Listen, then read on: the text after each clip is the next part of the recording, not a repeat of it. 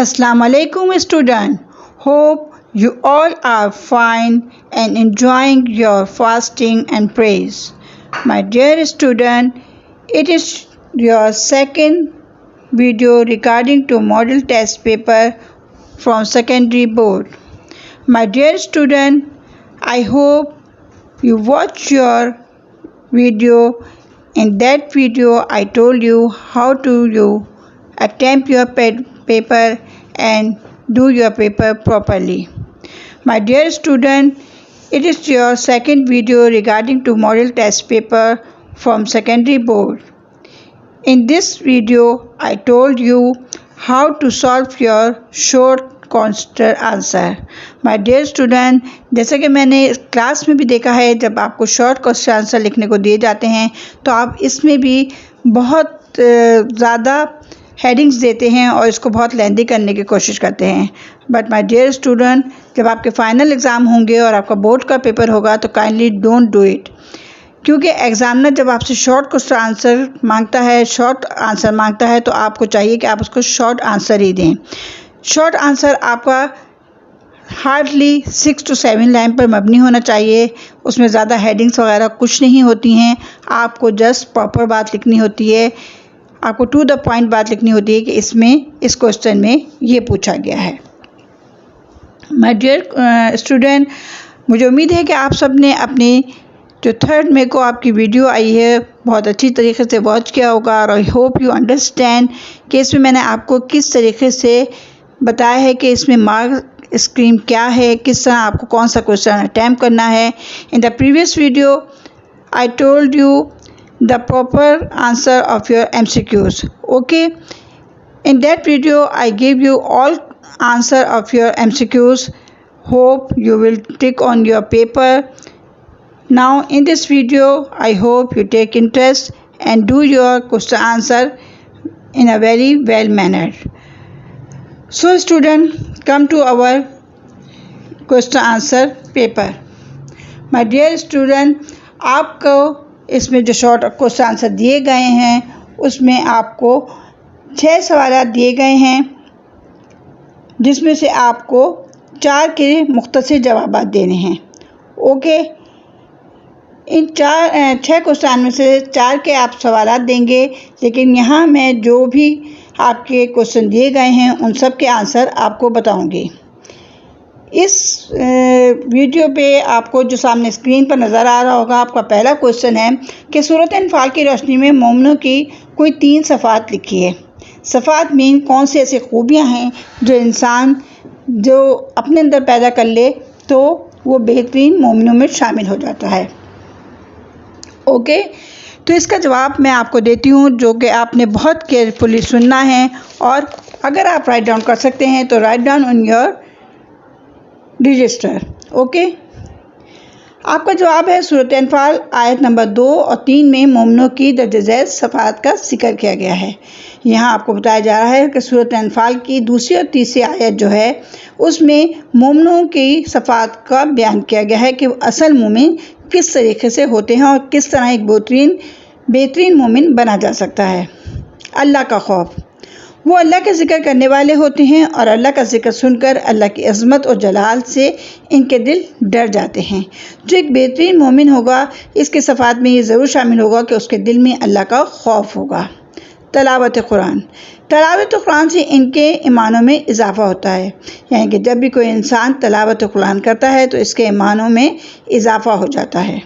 अल्लाह पर तवक्कुल, मतलब तमाम तर बातों का अल्लाह पे यकीन करना चाहिए कि ये सब कुछ अल्लाह ही की तरफ से है और अल्लाह ही इसको संवारने वाला और बेहतर करने वाला है, और अल्लाह ही है जो हमारी हर मुश्किल को हल कर सकता है. वो अपने रब पर तवक्कुल करते हैं, यानी ज़ाहिरी असबाब इख्तियार करने के बाद अल्लाह की ज़ात पर भरोसा करते हैं. नमाज की पाबंदी, मोमिनीन नमाज की पाबंदी करने वाले होते हैं, यानी कि जो भी कोई एक बेहतरीन मोमिन होगा उसमें नमाज की पाबंदी लाजिम होगी, क्योंकि नमाज ही वो ज़रिया है जिसके ज़रिए हम अल्लाह से लौ लगाते हैं और अल्लाह की वदानियत का इकरार करते हैं.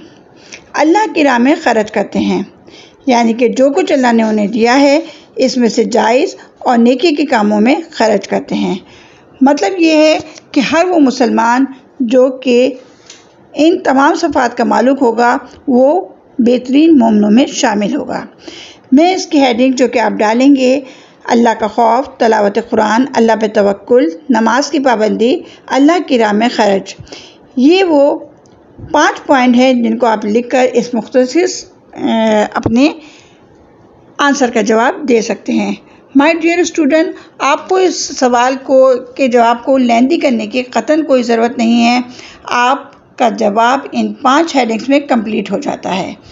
ناؤ دوسرا سوال آپ سے کیا گیا ہے کہ سورۃ انفال میں مال غنیمت کی تقسیم کے بارے میں کیا حکم دیا گیا ہے، کہ مال غنیمت کیا ہوتا ہے۔ سب سے پہلے تو میں آپ کو یہ بتا دوں کہ مال غنیمت ہوتا کیا ہے۔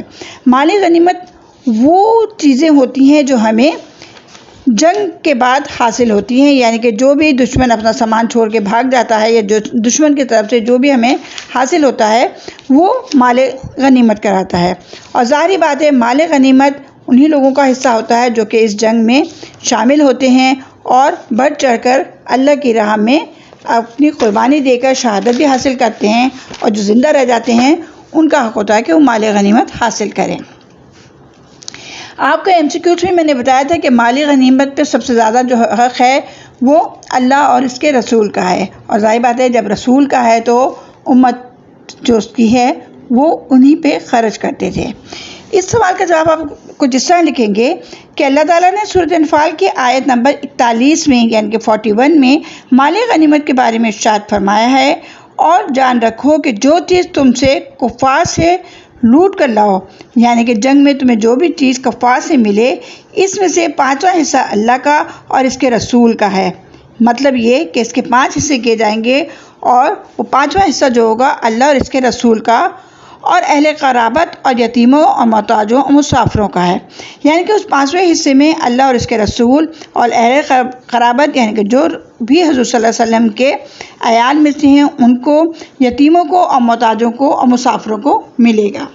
اوکے، آپ کا تیسرا پوائنٹ ایک ہے 5واں حصہ جسے عربی میں خمس کہتے ہیں کہا جاتا ہے، اس کے پھر 5 حصے کیے جائیں گے، یعنی کہ 5واں حصہ تو ہو گیا لیکن پھر بھی اس کے 5 حصے کیے جائیں گے۔ ان میں سے ایک رسول کا حصہ ہوگا، صحیح ہے، میرے 5واں حصہ ہے وہ بھی مسلمانوں پہ ہی خرچ ہوتا ہے، جیسے کہ میں نے آپ کو بتایا کہ ظاہری بات ہے اللہ اور اللہ کے رسول کے پاس جو کچھ ہے وہ سب وہ اپنے ہی بندوں پر خرچ کرتے ہیں۔ آپ کے چوتھے جو پوائنٹ ہے اس میں آپ لکھیں گے ان میں سے ایک حصہ رسول کا ہوگا، اور مسند احمد کے مطابق رسول اللہ کا ارشاد ہے کہ میرا جو 5واں حصہ ہے وہ بھی مسلمانوں پہ ہی خرچ ہوتا ہے۔ اوکے، پھر 5ویں میں لکھیں گے خمس میں سے دوسرا حصہ رسول کے قرابت داروں کا، پھر یتیموں اور مسکینوں کا اور مسافروں کا کہا جاتا ہے کہ خمس حسب ضرورت خرچ کیا جائے، یعنی کہ جو بھی قرابت دار ہیں، یتیم ہیں اور مسکین ہیں وہ حصہ ان پر خرچ کیا جاتا ہے۔ مائی ڈیئر اسٹوڈنٹ، آپ کا جواب ان 5 پوائنٹ میں پورا ہو جاتا ہے۔ اب آپ کو کوئی ضرورت نہیں ہے کہ آپ لمبی لمبی ہیڈنگز دیں اور اس جواب کو بڑا کریں، یہاں پر آپ کا جواب اختتام پہ پہنچتا ہے اور آپ بہت آسانی سے اس سوال کو بہت اچھی طریقے سے حل کر لیتے ہیں۔ مائی ڈیئر اسٹوڈنٹ، آپ کا جو بھی آنسر ہوگا وہ اکارڈنگ ٹو یور کوشچن ہونا چاہیے، ایسا نہ ہو کہ آپ سے پوچھا کچھ جا رہا ہے اور آپ جواب کچھ اور دے رہے ہوں۔ ٹو دا پوائنٹ بات کریں، کیونکہ ظاہر بات ہے ایگزامنر بھی جب چیک کرتا ہے تو اس کا بھی یہی وہ ہوتا ہے کہ وہ ٹو دا پوائنٹ چیکنگ کرے۔ اچھا، اب آپ کا تیسرا سوال جو ہے وہ ہے کہ کفار کی جانب سے عہد شکنی کی صورت میں اللہ تعالیٰ نے نبی اکرم کو کیا ہدایت دی۔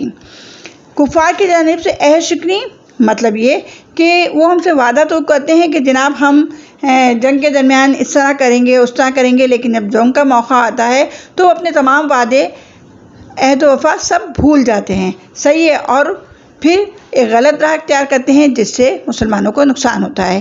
اس کا جواب آپ کچھ اس طرح دیں گے۔ سورۃ انفال آیت نمبر 56-58 میں اللہ تعالیٰ کا ارشاد ہے، جن لوگوں سے تم نے صلح کا عہد کیا پھر وہ ہر بار اپنے عہد کو توڑ ڈالتے ہیں اور اللہ سے نہیں ڈرتے، پس اگر تم ان کو لڑائی میں پاؤ، یعنی کہ اگر تم سے ان کی لڑائی ہو جائے تو انہیں ایسی سزا دو کہ جو لوگ ان کے پس پشت ہیں، یعنی کہ جو لوگ ان کے پیچھے ہیں، جو ان کی پشت پناہی کر رہے ہیں، وہ ان کو دیکھ کر بھاگ جائیں۔ عجب نہیں ان کو اس سے عبرت ہو، اور ایسے حالات پیدا کر دو کہ جس سے انہیں عبرت حاصل ہو۔ دوسرا پوائنٹ ہے اس کا، اللہ تعالیٰ نے اپنے نبی کو اجازت دی کہ اگر کفار عہد شکنی کے مرتکب ہوں مین ایسا کر گزریں کہ وہ عہد اپنا توڑ دیں، تو آپ بھی عہد توڑ ڈالیں، یعنی کہ پھر ہم پہ یہ واجب ہوگا کہ ہم بھی اپنے عہد کی، اپنے وعدے کی پاسداری نہ کریں اور ہم بھی عہد توڑ دیں، لیکن ان کو مطلع کر دیں، لیکن ان کو بتا دیں کہ دیکھیں جی ہم اب ایسا کرنے والے ہیں کہ آپ نے عہد شکنی کری تو اب ہماری جانب سے بھی وہ تمام وعدے جو ہیں وہ خطا ہوتے ہیں، اور اب ہم بھی جو چاہیں گے وہ راہ اختیار کریں گے، لیکن ان کو مطلع کر دیں کہ اب معاہدہ ختم ہے۔ اوکے، یہ ہمارا سیکنڈ پوائنٹ ہوگا۔ اس سے مسلمان نقص عہد سے بچ جائے گا جو خیانت ہے، اور دونوں فریقین یعنی مسلمان اور کفار اپنے اپنے طور پر حفاظت کے ذمہ دار ہوں گے۔ اچھا، اس سے مسلمان نقصان عہد سے بچ جائے گا، یعنی کہ وعدہ خلافی اور عہد شکنی جو ہے وہ بہت بڑا گناہ ہے جس کا بہت بڑا عذاب ہے۔ مسلمان اس سے بچ جائے گا، کس سے؟ یعنی کہ وہ کافروں کو مطلع کر دے گا کہ جناب اب ہم اپنا عہد بھی توڑ رہے ہیں، کیونکہ آج جب آپ نے عہد کی پاسداری نہیں کی تو ہماری طرف سے بھی ایسا کچھ نہیں ہوگا۔ اس سے جب وہ عہد شکنی کریں گے تو ان پہ کوئی بھی عذاب نازل نہ ہوگا، اور اس طریقے سے مسلمان جو ہیں ان کی حفاظت بھی ہو جائے گی۔ چوتھا پوائنٹ اس کا جواب کا یہ ہوگا، پھر صلح کے معاہدے کے ختمے کے بعد کفار سے لڑائی ہو تو ان کی ایسی پٹائی کرو کہ ان کے پیچھے جو حمایتی ہوں وہ عبرت حاصل کریں۔ اب یہ بتایا جا رہا ہے کہ ہمیں ڈرنا نہیں چاہیے، اگر ہم اپنا عہد توڑ رہے ہیں تو یہ انہی کی وجہ سے ہے، اور اگر کبھی ایسا ہو جاتا ہے تو ہمیں اس سے ڈرنا نہیں چاہیے، اور ہمیں ان سے اس طرح لڑائی کرنا چاہیے کہ آگے والوں کے لیے یہ عبرت ہو جائے کہ ہم نے انہیں اکسایا۔ پیچھے جو حمایتیوں سے مطلب یہ ہے جو انہیں اکسانے والے ہیں کہ جناب مسلمان ایسے ہیں آپ ان سے جنگ کریں، تو ان کو بھی ایک عبرت حاصل ہو جائے گی اور کبھی مسلمانوں سے لڑنے کا نہ سوچ سکیں گے۔ یہاں یہ سوال آپ کا ختم ہوتا ہے، اس میں آپ کو صاف بتا دیا گیا ہے کہ مسلمان عہد شکنی توڑ سکتے ہیں۔ اچھا، اب آپ کا جو چوتھا سوال ہے، کفار کے ساتھ مقابلے کے صورت میں مسلمانوں کو کیا کرنے اور کن باتوں سے بچنے کا حکم دیا گیا ہے۔ اس سوال میں آپ سے پوچھا جا رہا ہے کہ اگر ہمارا کفار سے مقابلہ ہو جاتا ہے تو مسلمانوں کو کیا کرنا چاہیے اور کن باتوں سے بچنا چاہیے۔ یہ آپ کا سوال بیٹا میں آپ کو بتا دوں کہ کئی طریقے سے آ سکتا ہے، یعنی کہ کفار کے ساتھ مقابلے کے صورت میں مسلمانوں کو کیا کرنے اور کن باتوں سے بچنے کا حکم دیا گیا ہے۔ یہ سوال آپ سے اس طرح بھی پوچھا جا سکتا ہے، اور کفار کے ساتھ مقابلے کی صورت میں مسلمانوں کو کیا کرنے اور کن باتوں سے بچنے کا حکم دیا گیا ہے، یہ بھی اس طرح بھی پوچھا جا سکتا ہے۔ اس کا جواب کچھ یوں ہے، اللہ تعالیٰ نے سورۃ انفال آیت نمبر 45, 46 میں مسلمانوں کو کفار کے ساتھ مقابلے کی صورت میں 5 باتوں کا حکم دیا ہے۔ اچھا، اب اللہ کی طرف سے ہمیں یہ بتا دیا گیا ہے کہ اگر کفار سے ہمارا مقابلہ ہوتا ہے تو ان 5 باتوں کی طرف دھیان رکھیں۔ نمبر 1 یہ ہے، سب سے پہلا حکم یہ ہے کہ ثابت قدم رہو، کیونکہ اس کے بغیر میدان جنگ میں ٹھہرنا ممکن ہی نہیں ہوتا۔ ثابت قدم رہنے کے بعد یہ ہے کہ جب ہم نے ٹھان لی ہے کہ ہمیں کفار سے مقابلہ کرنا ہے تو پھر ہمیں کفار سے مقابلہ کرنا ہے، اس صورت میں ہمیں کسی ڈر و خوف کو سامنے نہیں آنے دینا چاہیے۔ نمبر 2 ہے، دوسرا حکم یہ ہے کہ اللہ کو کثرت سے یاد کرو تاکہ اللہ بھی کثرت ذکر کی وجہ سے ان کی طرف متوجہ رہیں، یعنی کہ جب ہم جنگ کے میدان میں ہوتے ہیں تو ہمیں چاہیے کہ ہم اللہ کا کثرت سے ذکر کریں اور اس کو یاد کریں، کیونکہ جب ہم اللہ کو یاد کریں گے تو وہ ہماری طرف متوجہ ہوگا اور ہماری مدد کرے گا۔ تیسرا پوائنٹ ہے، تیسرا حکم یہ ہے کہ اللہ اور اس کے رسول کی اطاعت کرو۔ اللہ اور رسول کی اطاعت تو ہر حالت میں اور ہر وقت ضروری ہے۔ مطلب یہ ہے کہ جب ہمارا کفار سے مقابلہ ہو، میدان جنگ میں اتریں، تو ہمیں اپنے رسول کی باتوں کو سامنے رکھنی چاہیے، ان کے ہر حکم کی پاسداری کرنی چاہیے، اس کی اطاعت کرنی چاہیے۔ ویسے تو رسول اطاعت ہمیں ہر حالت میں مرتے دم تک کرنی ہے، لیکن میدان جنگ میں ہوں تو اس سے بالکل بھی روگردانی نہیں کرنی چاہیے۔ چوتھا پوائنٹ جو اس جواب کا ہے وہ ہے کہ آپس میں جھگڑا نہ کرو، اور اس سے وہ بزدل ہو جائیں گے اور ان کا دبدبہ ختم ہو جائے گا۔ اچھا، اب آپ سے یہ کہا جا رہا ہے کہ بعض دفعہ ایسا ہوتا ہے کہ بہت سے لوگ اپنے امیر کی بات نہیں مانتے، اپنے سرپرسالار کی بات نہیں مانتے کہ ہمیں ایسا نہیں، ہمیں ایسا کرنا چاہیے، آپس میں اختلافات ہوتے رہتے ہیں۔ ایسا میدان جنگ میں جب کفار سے مقابلہ ہو تو بالکل بھی نہیں کرنا ہے۔ اس سے کیا ہوگا کہ وہ ان کے حوصلے بلند ہو جائیں گے اور وہ آپ کو اس طرح شکست دے دیں گے۔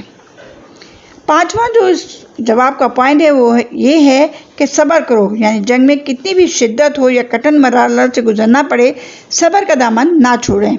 مزید برآں سورۃ انفال آیت نمبر 47 میں مسلمانوں کو جنگ کے لیے نکلتے وقت کافرانہ انداز سے بچنے کا حکم دیا ہے۔ اچھا، یہاں پر کافرانہ انداز سے بچنے کا کیا مطلب ہے کہ زیادہ فخر اور اپنے آپ کو کچھ سمجھنا نہیں چاہیے، اترانا نہیں چاہیے کہ جناب ہم تو مسلمان ہیں اور ہمیں ہی فتح حاصل ہوگی۔ صحیح ہے، بے شک ہم اللہ کی راہ میں لڑ رہے ہیں، لیکن اترانا، فخر و غرور ایسا کچھ نہیں کرنا چاہیے، کیونکہ کفار اتارتے وقت فخر و غرور کرتے ہوئے جنگ کے لیے نکلتے ہیں۔ یہ کفار کا طریقہ ہے، اور ہم مسلمان ہیں، بینگ اے مسلم ہم پہ یہ لازم ہے کہ ہم ہر حال میں اللہ کا شکر ادا کرتے ہوئے اللہ کی راہ میں اپنی جانیں دیں۔